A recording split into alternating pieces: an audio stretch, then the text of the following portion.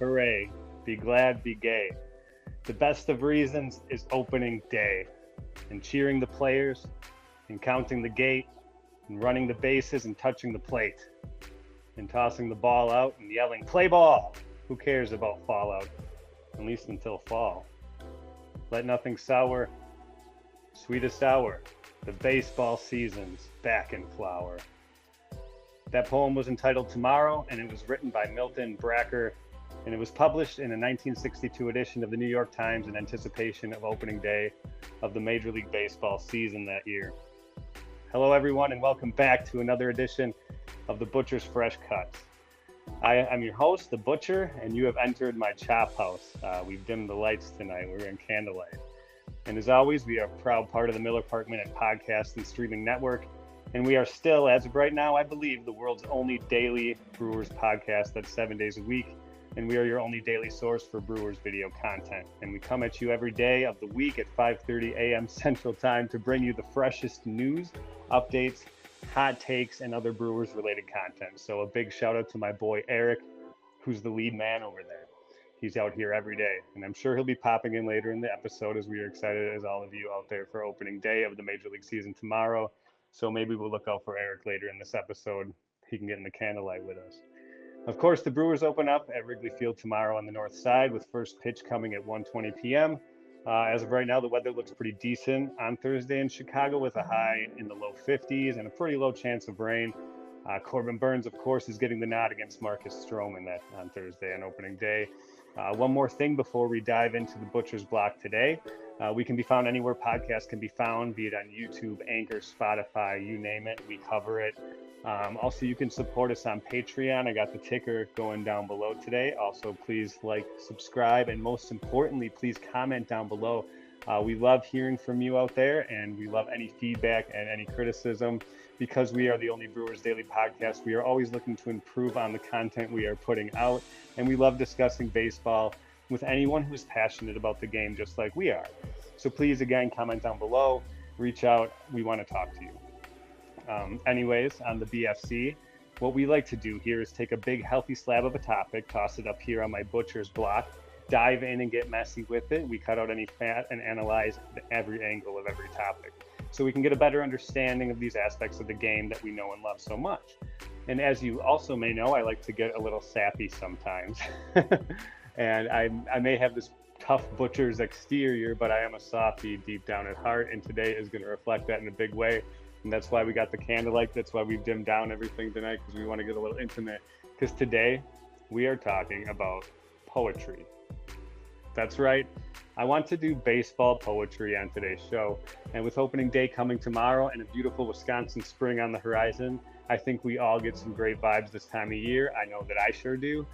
So as those tingly feelings flood through our veins and the grills get pulled out from the sheds all across our lovely state, I want to pause this moment in time to show some love to the world's greatest game through the eyes of some of the great writers of the 20th century and highlight baseball's history and the emotions it gives us through these verbal snapshots that were dictated by these great writers. Much like the poem that I opened the show with, Tomorrow by Milton Bracker again. This next one that we're gonna do here also sets the setting for the upcoming days of spring ball ending and the baseball season beginning. So the next poem I'd like to share with you is one by none other than the late great Jack Buck. Jack Buck, for the few of you out there who may not know, he's next to Bob Uecker and Vin Scully as basically the greatest sportscasters in all of history, most certainly in baseball history. He famously called the Cardinals games for more than half a century, from 1950 to 2001. He's the father of Joe Buck, and he served in the U.S. Army during World War II, and he also earned a Purple Heart for his brave and sacrificing service. Buck was one of the great play-by-play men in baseball history, but was also known for delivering fantastic monologues while on air, and had a way of painting a picture with his words that put him up there with some of the great wordsmiths of the 20th century. This one Jack did write on air, and I don't have the exact date of its first airing, but this poem is entitled 365, and it's by the great Jack Buck. When someone asks you your favorite sport, and you answer baseball in a blink, there are certain qualities you must possess, and you're more attached than you think. In the frozen grip of winter, I'm sure you'll agree with me. that not a day goes by without someone talking baseball in some degree. The calendar flips to New Year's Day, the Super Bowl comes and it goes. Get the other sports out of the way, the green grass and fever grows. It's time to pack a bag and take a trip to Arizona or the Sunshine State. Perhaps you can't go, but there's the radio. So you listen, you root, you wait. They start the campaign, pop and pageantry reign. You claim the pennant on opening day. From April till fall, you follow that bouncing white ball. Your team is set to go all the way. They fall short of the series, you have a case of the wearies and need a break from the game. But when the Christmas bells jingle, you feel that old tingle and you're ready for more of the same. It will be hot dogs for dinner, 6 months of heaven, a winner. Yes, baseball has always been it.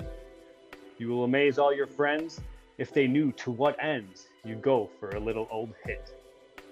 The best times you had have been between your mom and dad, and a bat and a ball and a glove.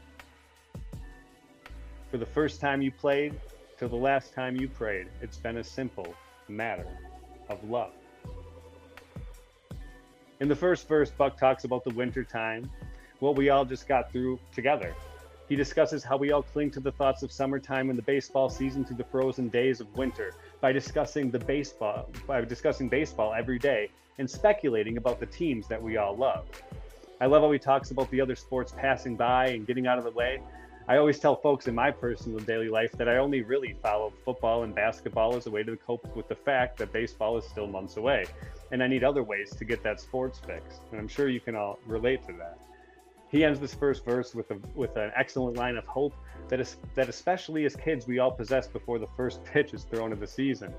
You claim the pennant on opening day, Buck writes. The best part of opening day is that hell, we're all tied for first place when that first pitch is thrown, even if we may not be at any other point in the season after that. But the Brewers will be, don't worry about that. In the second verse, Buck talks about how we all follow that bouncing ball, that bouncing white ball. How often you feel your team is set to win it all, but they inevitably fall short come autumn. He goes on to talk about how after the heartbreak, you need a break, and that thank God for Christmas coming, and it's coming around again to spark the hope back in your heart for the season to come. He ends that second verse talking about how family is often tied to baseball, how some of your fondest childhood memories are centered around that bouncing white ball. He ends the poem with love. How it's love for the game that has always brought us back. And it's exactly why I'm talking to you here today and why you're here listening. So thank you. And thanks, Jack Buck, for that kick-ass poem. He gave us a simple yet brilliant poem about how long, though the season is just half of the year, it finds a way to be part of our collective calendars and consciences year-round, no matter what. Even when we had a season cut down to 60 games just a couple of years ago, I'm sure you, just like me and Eric, because we were doing this every day, we were talking about baseball every single one of those days of uncertainty. So, excellent poem. Moving on. As the first two poems we went over set our sights on spring and new beginnings, other baseball poems throughout history highlight specific moments. Some baseball moments inspire us to such a magnitude that they feel larger than life, and some of these moments actually are based on their cultural and historical significance. Hammer and Hank by D. Roger Martin was published in a publication called 70 on the 70s in 1979, and it highlights the most defining moment in Aaron's career, as well as the moment that he made a lot of old guard baseball fans very, very uncomfortable. Here's Hammer and Hank. You did it, Henry. You took the Babe's untouchable record and stuffed it in your pocket. Not bad for a giggling black kid from Mobile. The TV cameras were set to roll, the reporters were poised, and the stage was set, with you and Al Downing in the multi-million-dollar spotlight. Your teammate Tom House caught the home run ball in the bullpen, which was good economics that could have been an expensive baseball to buy back. A black Babe Ruth, they said you were. Now it's your record that stands, casting its shadow. A distant target for future sharpshooters, probably as yet unborn. And doesn't it make you wonder, Henry, that if things really changed since Jackie Robinson courageously showed the world there was another color of man who could play this game? Will any of us live long enough to hear some wise scribe say, Here's a kid who has a real chance to be a white Henry Aaron. In this poem, Martin does a very nice job of setting the stage in the first verse, from talking about Henry's humble roots to the pitcher he was facing. He describes how it was good that the ball landed in the bullpen because it would be hard to get that ball back if caught by a fan. And this is history's ball, not just any baseball. He talks about a black Babe Ruth, and that's what they called him. Some thought they'd never see a day when a black man would play in the majors, and now a black man was the home run king, and there was no denying it anymore. The haters would have to go back to their holes and sulk, and the world would praise its new triumphant hero. He goes on to ask if the world had really changed since Jackie, or if just a few record books had been changed. And we can ask that question still today. We have made much progress thanks to the heroes of the past, but there's always much, much more to focus on. He closes the poem in such a genius way, calling back the closing of the first set of stanzas where Henry was called the Black Babe Ruth. And he ends it with the promise that one day there could maybe be a white Henry Aaron. Baseball has always had a way of mirroring the culture of our nation, and Hammer and Hank's achievement came right at a time where the nation needed to see a black hero at the forefront of America's pastime. So here's to Hank, and here's to Roger Martin for a fantastic snapshot into a defining moment in baseball history. Not all poems that signify certain points in baseball history are necessarily happy ones.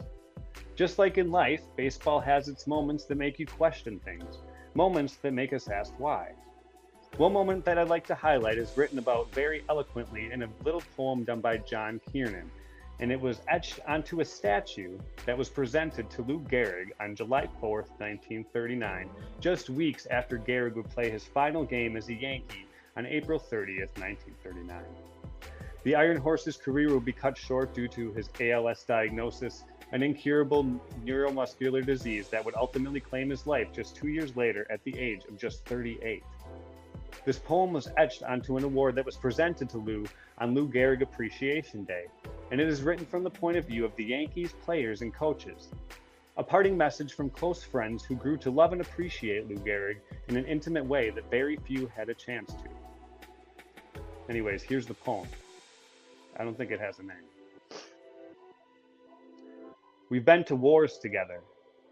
We took our foes as they came, and you always were the leader, and ever you played the game. Idol of cheering millions, records are yours by sheaves.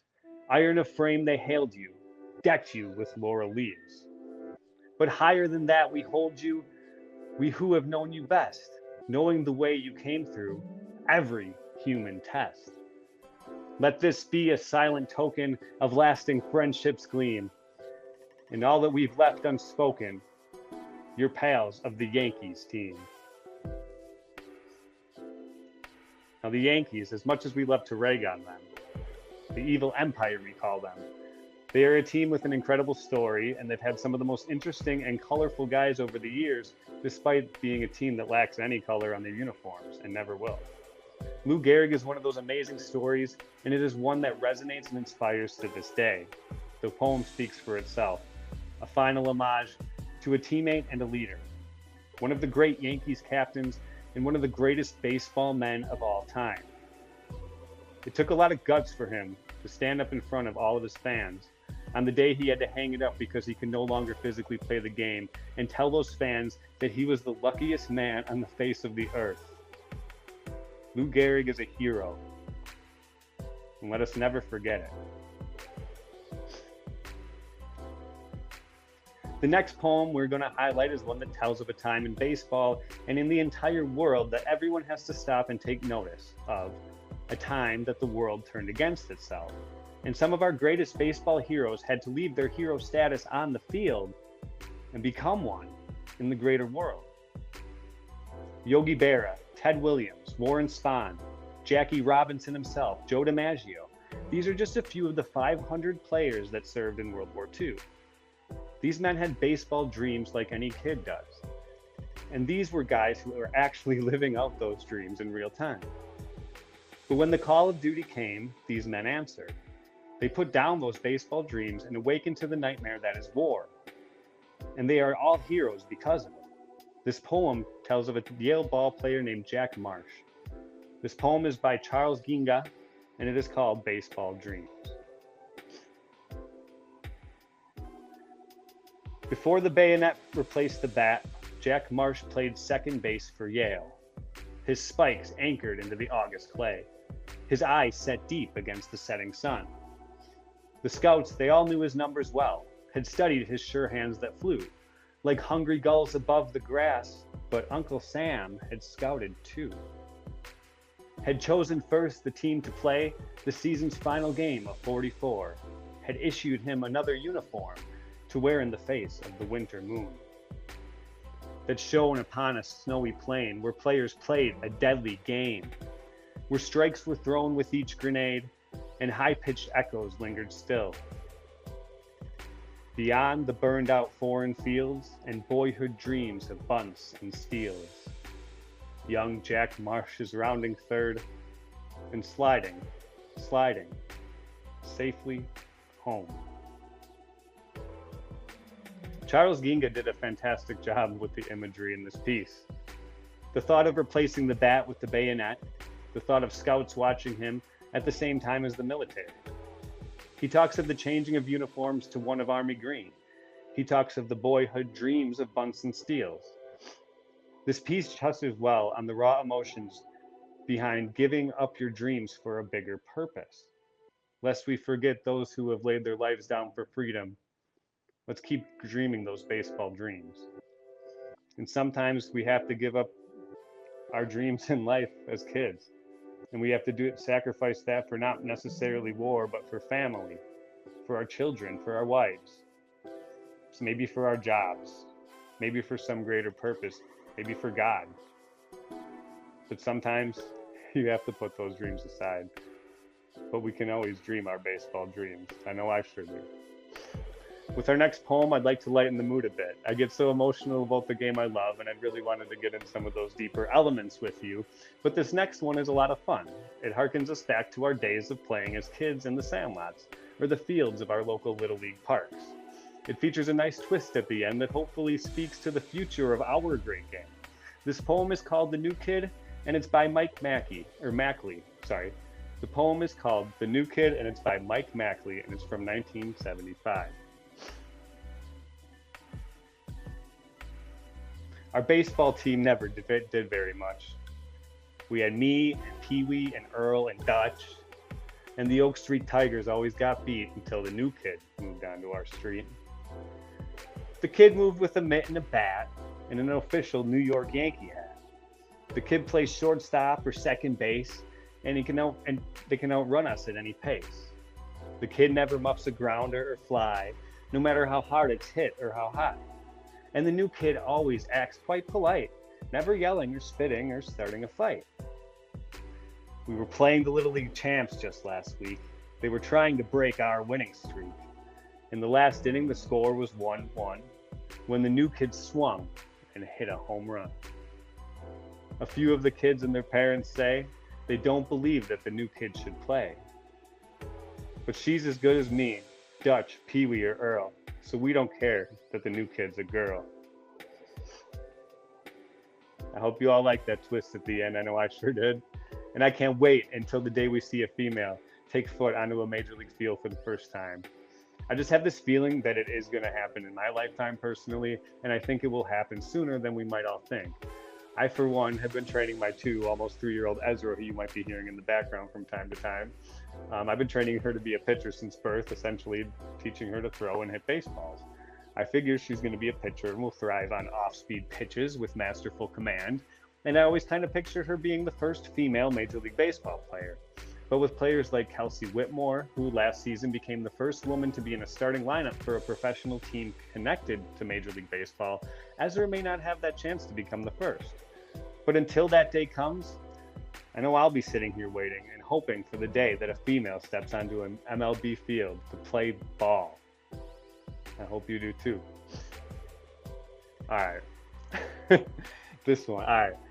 The next poem is one I really, really love, and I think you're going to really love it too. One of the greatest things about baseball to me is that I just love one thing that I find and I love, and it's so entertaining, is the names. Catfish Hunter, Oil Can Boyd, Mookie Betts, Vida Blue, Coco Crisp. Baseball history is littered with some of the most amazing and interesting names. In our next poem, entitled Anthem by William Sugar Wallace, who has a fantastic name in his own right, is a poem that is an homage to the colorful and delightful names that have graced America's pastime. Anthem was published by the Fireside Book of Baseball in 1987. And it's going to be a tough one, put it that way. Catfish, Mudcat, Ducky, Coot, the Babe, the Barber, the Blade, the Brat, Windy, Dummy, Gabby, Hoot, Big Brain, Big Six, Big Ed, Fat, Greasy, Sandy, Muddy, Rocky, Bunions, Twinkle Toes, Footsie, the Hat, Fuzzy, Duzzy, Buddy, Cocky, the Bull, the Stork, the Weasel, the Cat, Schoolboy, Sheriff, Raja, Duke, General, Major, Spaceman, Spook, the Georgia Peach, the Fordham Flash, the Flying Dutchman, Cot, the People's Church, the Blazer, Crash, the Staten Island Scott, Skeeter, Scooter, Pepper, Duster, Ebba, Bama, Boomer, Buster. It's like a Dr. Seuss poem. The Little Professor, the Iron Horse, Cap, Iron Man, Iron Mike, Iron Hands, Hutch, Jap, the Mad Russian, Irish, Swede, Nap, Germany, Frenchie, Big Serb, Dutch, Turk, Tuck, Tug, Twig, Spider, Birdie, Rabbit, Pig, Fat Jack, Blackjack, Zeke, Zach, Blue, Peanuts, Candy, Chewing Gum, Pop, Chicken Cracker, Hot Potato Soup, Ding, Bingo, Hippity Hop, Three Finger, No Neck, The Nuck, Lip, Casey, Gabby, Pumpsy, Zim, Flit, Bad Henry, Fat Freddy, Flip, Jolly, Charlie, Sunny Jim, Shag, Schnoz, King Kong, Clue, Boog, Buzz, Boots, Bump, Boo, King Carl, The Count, The Rope, The Whip, Wee Willie, Wild Bill, Gloomy Gus, Psy, Bobo, Bambo, Bozo, Skip, Coco, Kiki, Yo-Yo, Pie, Tuffy, Snuffy, Stubby, Dazzy, Daffy, Duffy, Baby Doll, Angel Sleeves, Pep, Sliding Billy, Buttercup, Bollocky, Boyard Juice, Colby Jack, Dauntless Dave, Cheese, Gentle Willie, Trolley Line, Wagon Tongue, Rough, what's the use? Iya, Push 'em Up, Scoonge, Slats, Ski, Ding Dong, Ding-a-ling, Dim Dong Dee, Famous Amos, Rosie, Rusty, Handsome Ransom, Home Run Huck, Rapid Robert, Cactus Dusty, Rowdy Richard, Hot Rod Truck, JoJo, Jumping Joe, Little Louie, Muggsy Mo, Old Folks, Old Pard, Oompal Yaz, Cowboy, Indian Bob, Chief, Ozark Ike, Rawhide, Reindeer Bill, Motor Mouth Maz, Pistol Pete, Jungle Jim, Wahoo Sam Spike, The Mad Hungarian, Mickey, Minnie, Kitten, Bunny, Big Dan Moose, Jumbo, Pee-wee, Chubby, Skinny, Little Poison, Crow, Hawk, Goose, Marvelous Marv, Oisk, Oats, Tukey, Vinegar Ben, Suds, Hook, Hug, Hammer and Hank, Cooch, Cud, Kooky, Harry the Horse, Speed, Streg, Slug, The Splendid Splinter, Prushka, Sparky, Chico, Choo Choo, Cha Cha Chub, Dr. Strangelove, Deacon, Arky, Abba Dabba, Super Sub, Bubbles, Dimples, Cuddles, Pinky, Poison Ivy, Vulture, Stinky, Jibber Jabbo, Joltin' Joe, Blue Moon, Boom Boom, Bubba Bo. How about that? That was a mouthful. But damn, I gotta get my band together, and I think we gotta put music to that one. So shout out to my band. We're gonna put music to the anthem. Big shout out to William Sugar Wallace for that one. It was quite a mouthful. It was fun. All right. So the final poem I want to highlight today is one that I wrote myself, The Butcher. I figured that if I'm doing an episode specifically dedicated to baseball poetry, that is what I might as well try my hand at one for all of you out there. So, thank you all for watching. Please comment below your thoughts on it. And just a side note, I never played Division III baseball. This poem was just something I thought up. It's a story. It's not about my life at all. But anyways, please let me know what you think about all the poems in this video. And if you have any others that you would like to suggest. This was a lot of fun, and I hope you enjoyed it as much as I did. This is my poem. It's called A Cup of Coffee. A cup of coffee in the show, a dream that few will ever know. A catch with mom out on the lawn, to t-ball from the crack of dawn. Little league from town to town, those couple times the car broke down. Missing dances just to practice. Damn, my swing just looks like ass shit. Grounders taking it 3 below, the sinker taken off the toe. A cup of coffee in the show, a dream that few will ever know. The Tommy John in junior year, the grades that suffered from the fear. The graduation filled with questions, Division III been disrespected. The girl that stayed through countless innings was carrying a belly full of new beginnings. From dreams of playing for the Sox, I'm a statue in the batter's box. The dream had changed, the crown is gone, a legend left out in the lawn. A cup of coffee in the show, a dream that few will ever know. Soup pitched great, don't widen the plate. Thank you for watching the Miller Park Minute. Go Brewers!